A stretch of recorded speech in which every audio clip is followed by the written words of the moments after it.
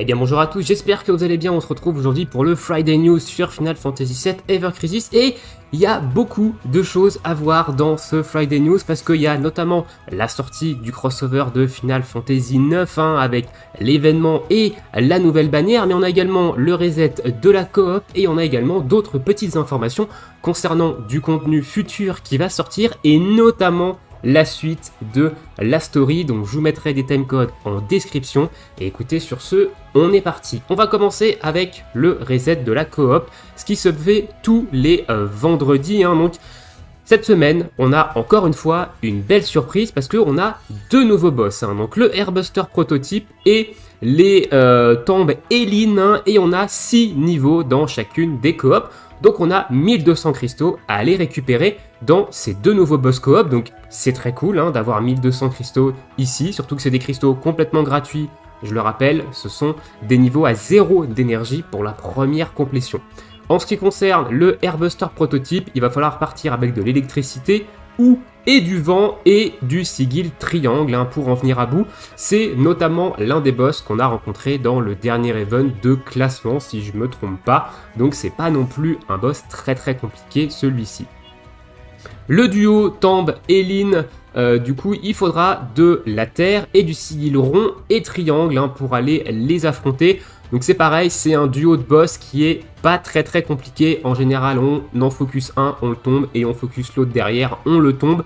Voilà, c'est pas non plus deux boss très compliqués. Et au niveau du shop de la coop, alors c'est marrant, ils ont enlevé ici le petit bouton, ou alors ils l'ont mis autre part, mais avant il y avait un petit bouton ici qui nous permettait d'avoir accès au shop de médailles, et bah il y est plus, donc on va aller chercher au niveau du shop. Donc au niveau du shop des médailles coop, ici Exchange, médailles, on a des weapon parts de Zack pour cette semaine, donc allez évidemment les récupérer, c'est toujours ça de prix. Ensuite, on va aller faire un tour au niveau des notices parce qu'il y a quelques petites choses intéressantes avant de passer évidemment au crossover sur Final Fantasy IX. On va commencer avec celle-ci, donc ils ont encore mis à jour des modèles 3D de personnages. Alors personnellement, pour cette fois, j'ai pas d'exemple à vous donner, j'ai pas vu de petits détails, j'ai pas vu sur les différents réseaux par exemple des petites modifications qu'ils auraient fait dans la mise à jour de ce matin, mais voilà, il y a eu des ajustements encore au niveau des modèles 3D de certains persos. Donc si vous avez une petite nouveauté, mettez-moi ça dans l'espace commentaire, j'irai check in-game. Ensuite, la notice de la mise à jour 1.2. Donc faites votre mise à jour sur le store, évidemment, c'est obligatoire, ils vont vous le demander de toute façon quand vous allez ouvrir le jeu. Et dans cette mise à jour, il y a des petites choses quand même intéressantes. Donc il nous parle évidemment du crossover, dont on ira parler juste après. Il nous parle du bonus de reward sur le crossover, ça on en parlera également après. Et il nous donne ici l'information de la suite de l'histoire qui va sortir prochainement, à savoir le chapitre 4 de l'histoire de Final Fantasy VII. Donc voilà, on va repartir sur du Final Fantasy VII dans la prochaine partie de l'histoire. Donc il faut se tenir au courant sur la sortie, il nous dit ça juste en dessous. Donc à mon avis, ça va être courant novembre, là qu'on va avoir la suite de l'histoire. Bon, ils avaient entre guillemets promis un chapitre d'histoire par mois. Le dernier chapitre d'histoire, il est sorti avec la mise à jour de fin septembre, donc avec l'arrivée de Sephiroth John, et en octobre, on n'a rien eu. Ça fait plus d'un mois qu'on n'a pas eu de chapitre d'histoire, donc pour l'instant, ils tiennent pas ce qu'ils ont dit. Voilà, ils avaient dit un chapitre par mois. Actuellement, on n'est pas sur un chapitre par mois, mais du coup, la suite de l'histoire, c'est le chapitre 4 de Final Fantasy VII. Peut-être un nouveau personnage, qui sait, peut-être l'arrivée de Yuffie, le personnage que tout le monde théorise comme étant le prochain personnage. On verra évidemment ça dans les futures annonces. Et d'autres petites choses, notamment une nouvelle icône d'application pour évidemment mettre en avant le crossover avec Final Fantasy IX, et des mineurs Quality of Life Improvement. Alors ça, j'en ai un à vous montrer parce que je l'ai remarqué ce matin. Voilà, j'en ai un à vous montrer. C'est au niveau des parties, au niveau de la liste des parties ici. Boum, ils ont ajouté ces petites icônes là qui n'étaient pas là avant, donc qui vous permet de modifier notamment le nom de votre team et de la supprimer, voilà, ici. Et on a également ici un nouveau bouton avec les détails des bonus de votre équipe, donc ici ça m'a rien donné, alors si, voilà, ok, donc avec les détails des bonus sur les rewards en cours. Donc par exemple, on voit ici que j'ai 10% de bonus sur les péridotes quand j'ai tel ou tel gear dans mon équipe. Et pareil, au niveau des armes, j'ai tel ou tel bonus et peut aller jusqu'à 200% de bonus. Même chose pour les petites plumes noires. Donc ça, c'est des items de l'événement du crossover de Final Fantasy VII. Donc on va aller voir ça évidemment maintenant. Donc voilà, donc ça c'est la seule petite amélioration de Quality of Life que je peux vous montrer. Il y en a sûrement d'autres éparpillés peut-être un petit peu à droite à gauche. C'est vrai que j'aurais bien aimé avoir la liste quand même des Quality of Life. C'est quelque chose qui peut être intéressant et qui peut être important pour certains joueurs. Mais voilà. On a fait le tour du coup de cette petite note par rapport à la version 1.2. On va passer maintenant à la Comeback Campaign Begin. Donc là, on a reçu normalement dans la boîte cadeau ce matin 2 multi-tickets et 20 toniques. Donc ça, c'est très cool. Et ils ont mis en place, en fait, ce qu'on retrouve dans quasiment tous les jeux mobiles maintenant, c'est une campagne de comeback. Donc ça veut dire que quand vous êtes absent sur le jeu pendant X jours d'affilée, quand vous revenez sur le jeu, eh ben, vous avez un petit bonus de connexion, des petites rewards, etc. pour vous remettre un petit peu le pied à l'étrier. Donc voilà, c'est assez commun sur beaucoup de jeux mobiles d'avoir des campagnes qui donnent des petites rewards quand un joueur revient après une longue absence sur le jeu. Donc là, ils ont mis ça en place et ils nous offrent 2 multi-tickets et 20 toniques pour tous les joueurs. Donc ça, c'est évidemment très très cool. Ensuite, on a évidemment des portails payants qui ont fait leur apparition. On a des packs payants évidemment en rapport avec le crossover. Et du coup, on va s'attaquer maintenant au crossover qui est sorti ce matin, Final Fantasy 9. Et on le voit direct sur cette image, il y a de la reward. Il y a de la reward, il y a du pool, etc. Et ça, c'est très très cool. Donc on va pouvoir faire une multi gratuite par jour pendant 15 jours, donc un total de 150 invocations, donc 15 multi de manière gratuite.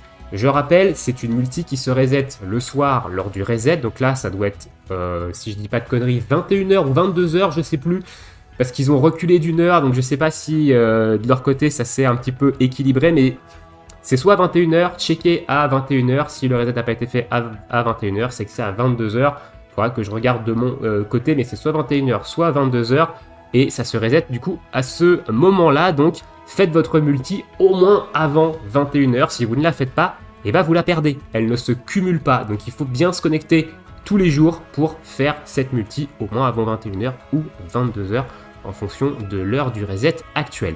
Donc ça c'est cool. 15 multi, évidemment, on prend avec grand plaisir. Et on va pouvoir récupérer jusqu'à 9000 cristaux. Donc on a eu 3000 cristaux dans la boîte cadeau ce matin, d'ailleurs. Donc pensez à aller les récupérer. On va avoir 3000 cristaux en bonus de connexion. Donc un bonus de connexion qui dure 15 jours.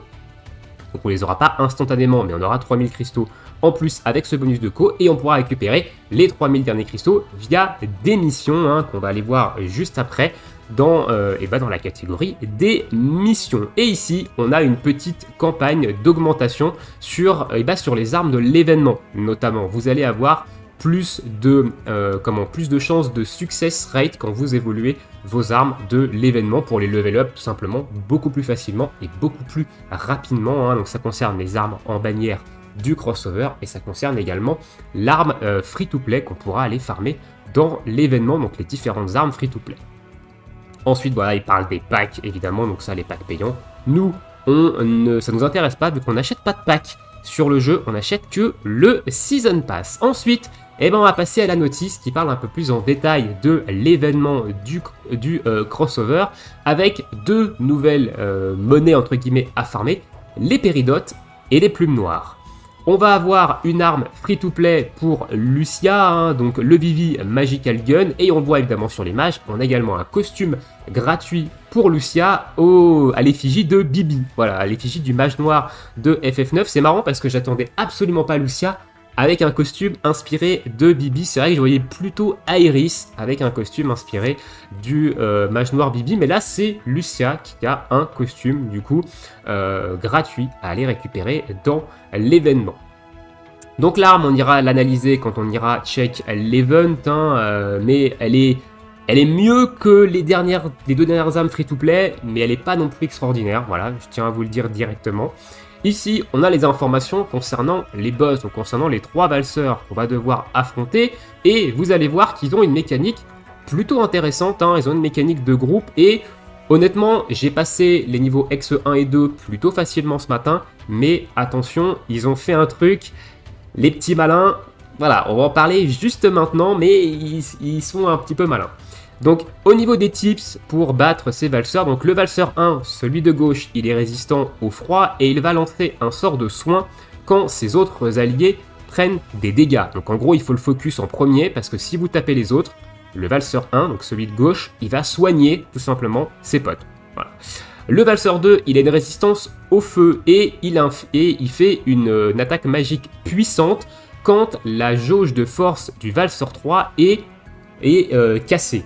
Donc en gros, il faut focus en premier le valseur de gauche, en deuxième le valseur de droite et en dernier le valseur du milieu, le valseur 3. Donc lui qui a une résistance au feu, à la glace et à l'électricité, il devient immunisé aux dégâts physiques et vulnérable aux dégâts magiques quand il se met en vol et qu'il obtient en fait sa jauge de force. Donc ça, si vous avez déjà fait le combat, vous avez dû sûrement le voir. Quand vous mettez, à un moment donné, il va se mettre une jauge au-dessus de la tête. Pour descendre cette jauge, il faut faire des attaques magiques. Et une fois que sa jauge elle est descendue, il a une phase dans laquelle il est stun et on peut le DPS. Donc si vous descendez cette jauge de force avant d'avoir battu le valseur de droite, le valseur de droite va vous mettre une grosse attaque magique dans la bouche. Donc tuez bien celui de gauche, droite et ensuite focussez celui du milieu. Et là ils nous disent qu'ils infligent de manière fréquente des attaques magiques. Donc il faut des abilities qui vont baisser l'attaque magique évidemment pour prendre moins de dégâts et des buffs de défense magique. Et c'est marrant parce que dans les bannières d'Halloween, justement, Cloud, il avait une arme qui augmentait la défense magique de 2 jusqu'à 3 de toute l'équipe. Et il y a beaucoup de personnes qui ont dit bah cette arme elle est useless, etc. Et bah je peux vous garantir qu'elle m'a sauvé la vie sur ce fight et notamment sur le X2. Je peux vous garantir que le buff de défense magique à plus 2 et même à plus 3, ça fait tanker. Parce que les mages noirs, ils vont vous mettre au début du combat, directement à l'entrée du fight, le mage noir du milieu, donc le valseur 3, va charger une attaque. Et une fois que l'attaque elle est chargée, elle se charge quand même assez vite.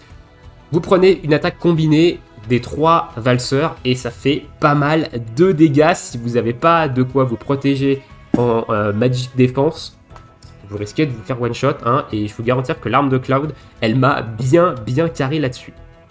Alors, l'arrivée des bonus sur les événements, donc ça c'est quelque chose de extrêmement commun dans les événements des gachas, il n'y a pas à s'offusquer par rapport à ça, c'est complètement normal. Maintenant, il faut voir l'impact que ça a sur l'événement. Est-ce que c'est quelque chose d'additionnel qu'on n'est pas obligé d'avoir pour terminer l'événement à 100% ou au contraire, est-ce qu'on est obligé, entre guillemets, d'avoir ces boosts pour obtenir assez d'items pour compléter l'événement. Donc c'est ça en fait la jauge qu'il faut savoir, l'information qu'il faut avoir. Donc ici, on a un boost de 20% par costume que vous avez, donc le costume de Cloud et le costume de Tifa. Donc on a vu également que le costume free-to-play de Lucia, elle donne 10% de plus. Donc ça veut dire que si vous portez l'un des costumes ou les 3, vous avez un bonus de 20% sur ce que vous récupérez comme item à la fin du combat. Donc là, si vous avez le costume de Lucia, le costume de Cloud, le costume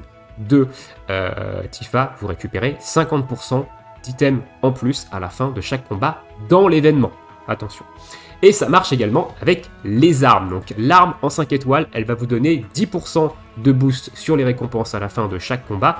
Et ça va aller jusqu'à ce qu'on appelle OB6, donc Over Boost 6, une étoile violette, où ça va vous donner 100% de boost sur les rewards à la fin de chaque combat. À savoir qu'on peut aller jusqu'à un maximum de 200%. Vous ne pouvez pas dépasser 200% de boost sur l'événement. Honnêtement, moi j'ai commencé à farmer l'événement ce matin. De mon point de vue, c'est optionnel. Il n'y a pas besoin d'avoir les armes de l'event, il n'y a pas besoin d'avoir les costumes pour finir l'événement. Si vous avez assez de stam de côté, et je pense qu'ils vont nous en donner peut-être au fil de l'événement, surtout que l'événement dure quasiment jusqu'à début décembre, donc on a quasiment un mois pour le faire. Honnêtement, ça c'est optionnel, donc ne vous figez pas là-dessus en disant c'est de l'événement pay to win, etc. Non, vous pouvez très bien récolter les rewards de manière gratuite sans avoir à avoir ces boosts-là. Ces boosts-là, c'est juste un petit coup de pouce à côté, mais je pense qu'il n'y a pas d'inquiétude à avoir à ce niveau-là. On peut faire l'événement sans avoir ses boosts. Voilà, donc voilà au niveau de l'événement. On va aller voir un petit peu plus en détail maintenant au niveau des missions de la campagne et au niveau de l'événement. Donc au niveau des missions de la campagne, ça se passe ici. Donc j'en ai fait quelques-unes, je les ai pas prises pour pouvoir vous les montrer. Donc il va falloir faire des combats en solo dans l'événement, dépenser de la stamina dans n'importe quel combat.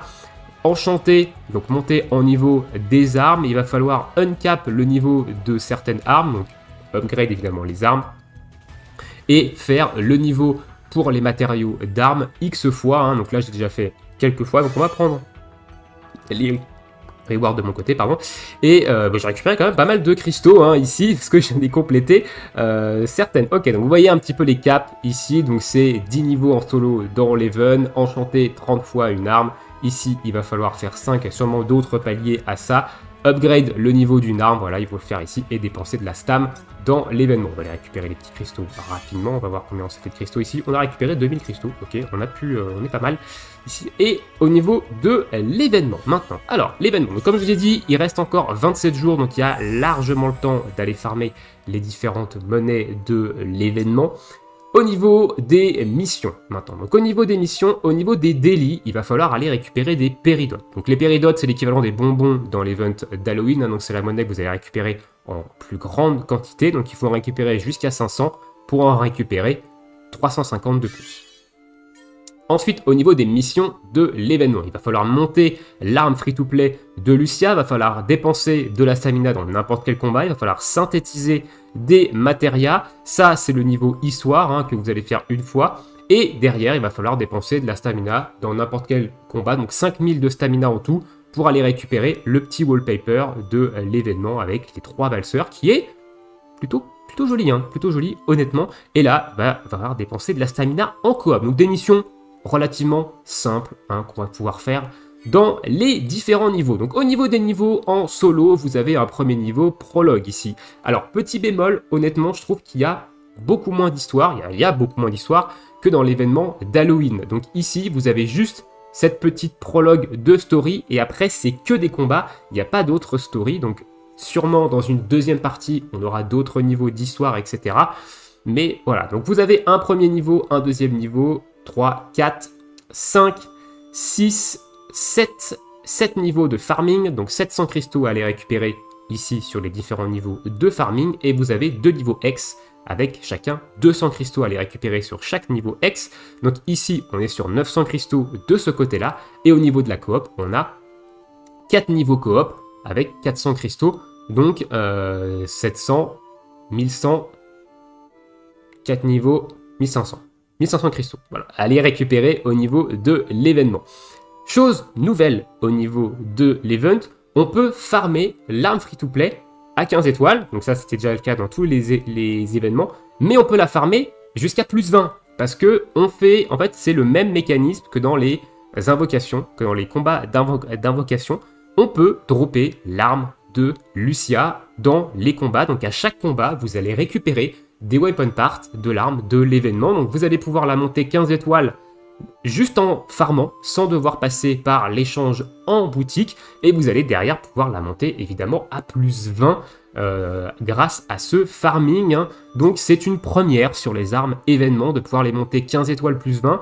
Alors le plus 20 apporte pas énormément de stats, vous allez gagner peut-être plus 20 en attaque, plus 20 en attaque physique et en attaque magique, c'est vraiment pas grand chose, hein. Honnêtement, les plus après les 15 étoiles, c'est vraiment ridicule ce que ça donne en termes de stats, mais bah, c'est toujours cette prise sur une arme free-to-play, hein, donc bah, écoutez, on prend évidemment.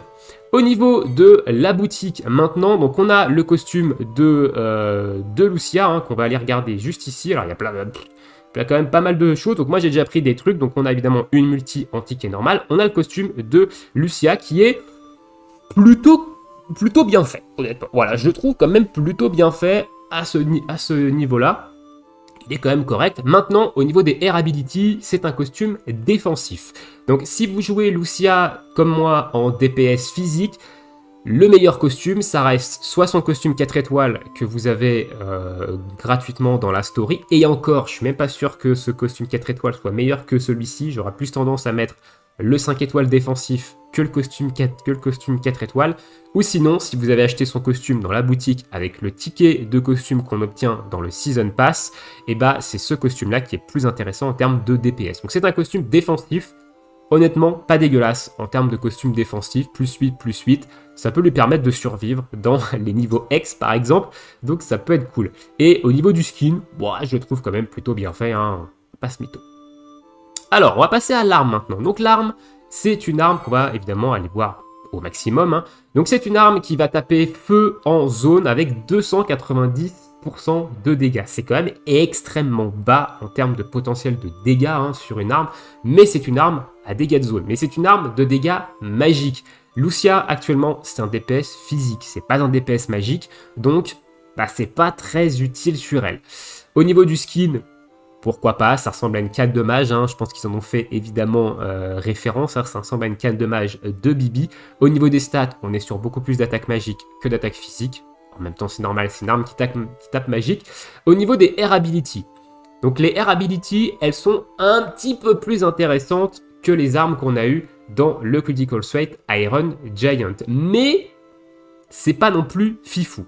Donc l'attaque, on prend, ça c'est une bonne Air Ability de manière globale, hein, même si les Air Ability de M-Attack et de P-Attack sont au-dessus de la Air Ability d'attaque, globalement ça reste quand même une bonne Air Ability. Néanmoins, la Air Ability de boost de limite. Donc ici, on a un plus 24, ce qui nous correspond à 25% de limit break, hein, de dégâts sur les limites break. Mais c'est du dégâts sur les limites. Et vos limites, vous allez les balancer une fois dans le fight, voire peut-être 2 fois grand maximum sur les combats très longs. Donc c'est quand même très niche. En termes de bonus, il y a des Air Ability beaucoup plus intéressantes à aller récupérer que les limites break. Mais on ne sait jamais, si jamais il y a un combat qui nous sorte un contenu dans lequel par exemple les invocations ou les limites sont boostées en termes de dégâts, ça peut être intéressant potentiellement de faire un build autour de ça, mais à l'heure actuelle, c'est pas le cas. Donc voilà, ça reste une arme mieux que les armes de l'event précédent, mais c'est pas non plus extraordinaire, elle est quand même moins forte que les premières armes d'événement qu'on a eues, qui donnaient du PV, qui donnaient de la magic défense, de la physical défense. Ça restait quand même beaucoup plus intéressant en termes de survie que cette Air Ability là. Au niveau des slots de Materia, attaque, M-Attack, hein, bon c'est sûrement pas une arme qu'on va jouer en arme principale sur Lucia, donc bon, les slots de Materia, on va pas trop s'en occuper. Voilà un peu ce que je peux vous dire sur l'arme de Lucia, hein, donc ça reste quand même une arme free-to-play qu'il faut aller chercher. On peut la maxer 15 étoiles plus 20, donc autant en profiter. Hein. Vous pouvez en acheter jusqu'à 20 ici dans la boutique et vous pouvez la farmer dans les événements. Donc ça reste une arme free-to-play. On ne sait pas comment le jeu évoluera, donc c'est toujours bien d'avoir ça de côté. Et au niveau du reste de la boutique, donc on a vu une multi en ticket normal, 5 tickets, 4 étoiles et plus. On a ici des catalyseurs 5 étoiles, hein, donc ce qui est intéressant. 50 memory de Cloud, 50 memory de Lucia et 100 weapon part de Lucia. Donc ça, c'est très intéressant également. Même si vous ne jouez pas le personnage de Lucia, je le rappelle, les weapon part, ça peut vous permettre de mettre des doublons sur des armes de Lucia si un jour vous avez envie de la jouer. Et le reste, c'est les récompenses classiques qu'on a dans les différentes boutiques des événements, hein, donc des bookmarks, Choco Booster, des matériaux de synthèse 4 étoiles, des matériaux d'upgrade d'armes 3 étoiles, hein, ici c'est toujours ça de prix, ça peut permettre de faire un petit stock. Pareil pour les matériaux 2 étoiles, les matériaux de synthèse 3 étoiles, les items pour augmenter les armes. Honnêtement, depuis qu'on peut en farmer dans les différents événements, j'ai plus jamais fait le stage pour ça, donc c'est plutôt cool. Des potions pour augmenter les matérias, ça c'est très cool honnêtement. Et puis ces objets là, on en a pas mal avec les expéditions Chocobo et des Gilles, donc prenez ce que vous pouvez prendre, mais honnêtement les matériaux d'armes c'est intéressant à aller prendre. Les memory weapon part pour moi c'est l'une des priorités, et derrière les tickets gacha, l'arme, etc. Enfin, vous connaissez la chanson. Voilà au niveau de l'événement crossover, hein. Donc on aura très certainement une partie 2 de cet événement, voire même une partie 3 de l'événement. Et maintenant, on va s'attaquer à la bannière, donc l'analyse de la fameuse bannière du crossover. Et pour ça, on va commencer notamment par les notices, parce qu'il y a quelque chose de très important, notamment 2 choses très importantes dans cette notice d'invocation qui peut vous dissuader d'invoquer. Moi-même, ça m'a un petit peu... voilà, je me suis pris quand même d'un doute. On commence avec ceci. on va très certainement avoir une bannière partie 2 le 16 novembre et une bannière partie 3 le 23 novembre, hein, donc sûrement 2 autres bannières avec des nouvelles armes et des nouveaux costumes limités au crossover de FF9. Donc on risque d'avoir 3 bannières sur cet événement. À savoir que la deuxième bannière, il y a de très fortes chances que ce soit Iris en costume de Grenat et Sephiroth en costume de Kuja. Voilà, parce que c'est les deux personnages qu'on voit dans le prologue de l'événement et qui ne sont pas en bannière actuellement. Donc on a Cloud et Tifa qu'on voit également et on a Lucia qu'on voit dans son costume de Bibi qui est un costume gratuit. Donc très certainement une bannière Iris Sephiroth et une troisième bannière mais on ne sait pas quoi. Donc potentiellement 3 bannières sur ce crossover FF9. Donc peut-être que ça peut vous dissuader de pull sur cette bannière là en attendant de voir un peu ce qui peut sortir au niveau des 2 autres bannières. Et autre information encore plus importante que la première, c'est celle-ci. Les armes limitées du crossover ne seront pas ajoutées dans les autres tirages. C'est-à-dire que si vous invoquez sur les bannières crossover, vous ne pourrez pas avoir de doublons une fois que les bannières seront terminées. Donc ça, il y a eu quelqu'un qui a dit quelque chose de très intéressant sur le Discord officiel, c'est que c'est des bannières sur lesquelles les walls vont invoquer, mais attention, si vous êtes free-to-play ou si vous êtes low spender, on approche de Noël, il y aura très certainement des bannières également pour les fêtes de Noël, et là, vous ne pourrez pas avoir de doublons sur les autres bannières, vous ne pourrez pas mettre ces armes dans votre wishlist sur les autres bannières qui sortiront après ce crossover, donc réfléchissez bien ici si vous allez invoquer ou non, parce que si vous n'arrivez pas à avoir assez de doublons sur les armes, vous ne pourrez pas en avoir après. Donc ça, c'est 2 choses, le fait qu'il y ait plusieurs bannières, donc sûrement 3 dans le crossover FF9, et le fait que les armes du crossover ne soient pas dans les autres bannières et qu'on ne puisse pas obtenir de doublons une fois les bannières terminées, ça peut vous dissuader d'invoquer, et honnêtement, très honnêtement, avant même d'aller analyser la bannière actuelle, si vous êtes free-to-play, sauf si vous avez un coup de cœur pour l'un des costumes ou autre, je vous conseille de skip. Je vous conseille de garder vos gemmes pour Noël, mais après vous faites ce que vous voulez. C'est juste un petit conseil comme ça, au vu des informations qu'on a sur les armes des bannières. Allez, on va partir rapidement analyser la bannière, parce que la vidéo est déjà quand même assez longue comme ça. Donc la petite draw qu'on fera très certainement en vidéo. Et au niveau de la bannière crossover, donc là, la wishlist de mon côté, je l'ai déjà faite, mais on en parlera dans la vidéo invocation. On va commencer avec le premier, donc le Cloud qui est en costume de Jidan, hein, donc Jidan qui est le protagoniste principal d'FF9. Voilà, donc le costume, il est plutôt réussi. Honnêtement, il est plutôt cool, plutôt réussi. Son arme, elle est quand même sympa également. Donc au niveau du costume, au niveau de ses stats, c'est un boost d'HP de 10 et un boost de physical ability potentiel. Alors ça, c'est très intéressant, parce que ça, c'est une stat très forte en termes de DPS. Ici, vous avez un plus 10, ce qui vous donne 15% de dégâts physiques supplémentaires quand votre jauge de posture est au maximum. Et en général, dans les combats, sauf au début où il faut le temps qu'elle se charge, dans les combats, vous êtes censé avoir votre jauge au max tout le temps. Donc vous allez avoir 15% de dégâts physiques tout le temps. Alors, certains vont me dire, oui, mais du coup, c'est moins intéressant que les costumes élémentaires. Eh bien non. Parce que les costumes élémentaires, certes, vont donner un boost de 20% ou de 35% en fonction du type de costume élémentaire que c'est, mais c'est seulement sur l'élément en question. Ici, le bonus de Physical Ability potentiel, c'est sur tous les dégâts que vous allez faire, et ça concerne également les dégâts sur les matérias, donc vous n'êtes pas enfermé dans un build sur un élément donné. Ici, vous avez un build beaucoup plus polyvalent qui va toucher tous les éléments avec lesquels vous allez taper. Donc c'est très intéressant d'avoir ce petit boost de Physical Ability sur un costume, parce que c'est 15% de base. On a pas mal d'armes qui donnent également ce bonus. Et pour vous donner un ordre d'idée, ma Lucia, elle est build physique polyvalent, donc avec cette genre de stats. Je suis sur du 35, pardon. Donc j'ai plus 60% de dégâts physiques supplémentaires quand ma jauge de posture est au maximum. Et je peux vous garantir que ma Lucia, elle tape plus fort que certains personnages que je croise en coop qui ont des armes élémentaires. Voilà. Donc ça, c'est un très très bon boost également. Au niveau de son arme, donc on va l'analyser en 5 étoiles pour rester le plus free-to-play friendly. C'est une arme qui va faire des dégâts physiques non élémentaires et qui tape très fort. 650% de base, je crois même qu'elle monte très haut au max. Ouais, elle monte à 1300% en 15 étoiles. C'est beaucoup, honnêtement, c'est beaucoup. Donc ça tape, mais c'est du physique non élémentaire. Au niveau des Air Ability, c'est de la P-Attack. Et encore une fois, ce boost de Physique Ability potentiel. Donc un build et une arme tournée très physique sur Cloud qui va lui donner beaucoup de boost dégâts grâce à cette habilité-là. Au niveau des matérias, P-Attack, Sigil Triangle, encore une fois, hein, c'est le même emplacement que sur la Murazame, par exemple, donc ça aurait été intéressant de voir un autre Sigil, mais le Sigil Triangle, évidemment, c'est le Sigil qui est utile dans le combat de l'événement actuel, donc c'est pas très étonnant. Donc l'arme, elle est ok sur tous les points, en fait, elle a de bonnes Air Ability, elle a des stats plutôt correctes, elle a une ability certes non élémentaire, mais du coup qui tape quand même très fort, et elle a des bonnes slots de matériel. Donc l'arme de Cloud, elle est ok, hein, évidemment, c'est une très bonne arme.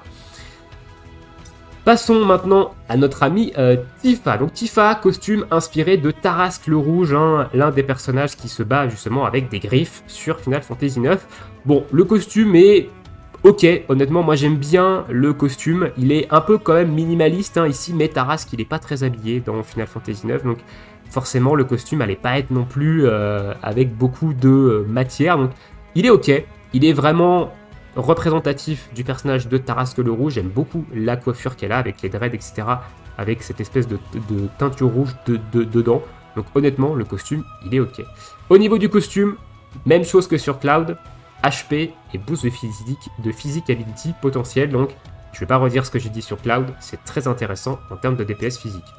Au niveau de l'arme maintenant, et l'arme, elle est quand même très forte. Elle va propulser Tifa à un rang de DPS physique, de main DPS physique, qui est plutôt intéressant, parce qu'ici on a une arme qui tape physique non élémentaire à 360%, mais qui lui donne un buff d'attaque physique de niveau 2, et si on monte à une étoile rose, on passe sur un buff d'attaque de niveau 3 avec 630% de dégâts, ce qui est quand même très bon d'avoir une arme qui fait des dégâts et qui buff en plus Tifa. Donc c'est franchement très bon. En plus de ça, les Air Ability, on a des HP, ce qui est plutôt correct, ça amène de la tankiness sur un DPS physique, c'est pas négligeable. Et on a encore une fois ce boost de Physical Ability potentiel. Donc si vous avez le costume et l'arme en 5 étoiles, vous tombez à 15, donc 9 et 10, 19, on tombe sur 15 ici. Donc 30% de boost de Physical Ability quand vous avez la jauge complète.